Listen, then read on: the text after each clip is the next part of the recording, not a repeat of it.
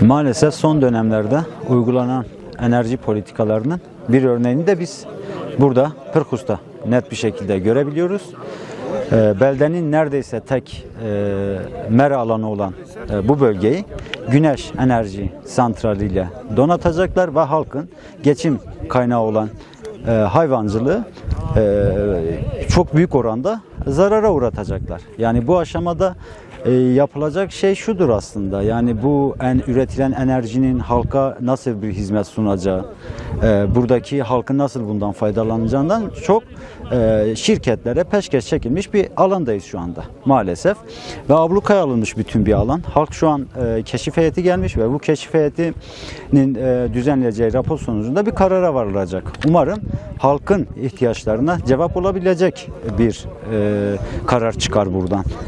Tabii enerji üretimi elbette yapılmalıdır. Fakat enerjinin üretileceği alandan kime ve neye hizmet ettiğine kadar sorgulanması ve bu doğrultuda hareket edilmesi gerektiği yönünde fikrimizi her zaman belirtiyoruz. Maalesef uygulanan politikalar bölge halkının o kadar gerilmesine ve ciddi reaksiyonlar vermesine sebep oldu ki artık olayı bir politik durum olarak yorumlamaya başlamışlar. Mevcut durumda bu GES projesinden bir an önce vazgeçilmesini ve daha uygulanabilir bir enerji yönünde bir politika yönelmeleri gerekiyor bütün devlet kurumlarının ve yapılarının. Savunduğumuz şey şu aslında, enerji üretimiyle ilgili bir problem değil bu. Enerji üretim politikalarıyla ilgili çok ciddi problemler var. Şimdi köyün hayvan geçişlerinin olduğu arka tarafa baktığınız zaman zaten bir kısım tarım arazileri. Hayvanların geçiş yolu tamamıyla kapanmış.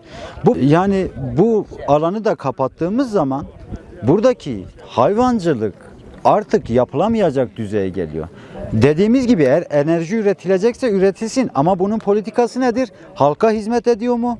Doğayı ne kadar tahrip ediyor? Yapıldığı alan neresidir? Bunların mutlaka gözden geçirilmesi lazım ve yerel halkın görüşü, kararı alınmadan bunun uygulanmaması lazım. Bu bir kurumun verebileceği bir karar değil.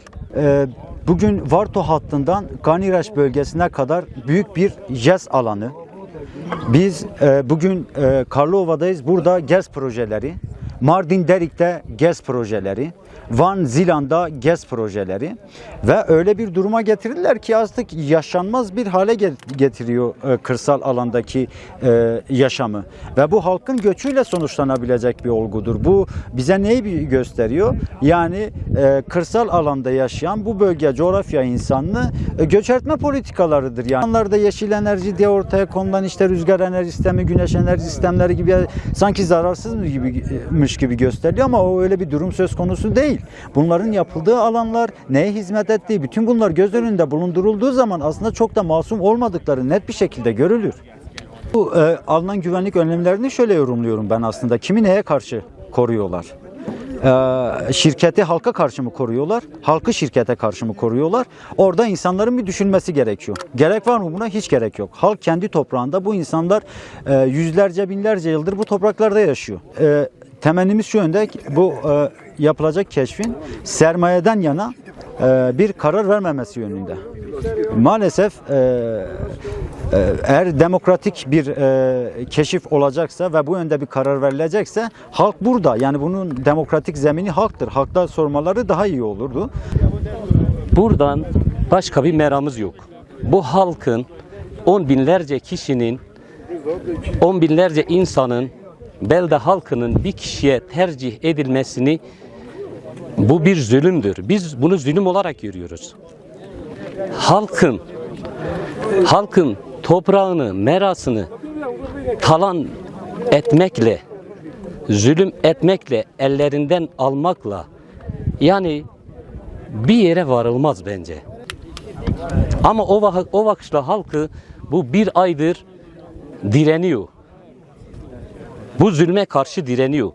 Halktan yana bir karar çıkmasını istiyoruz. Tek kişinin yanında olmamasını istiyoruz. Sağlıklı bir karar, halkın yanında olmak, halkın hakkını savunmak.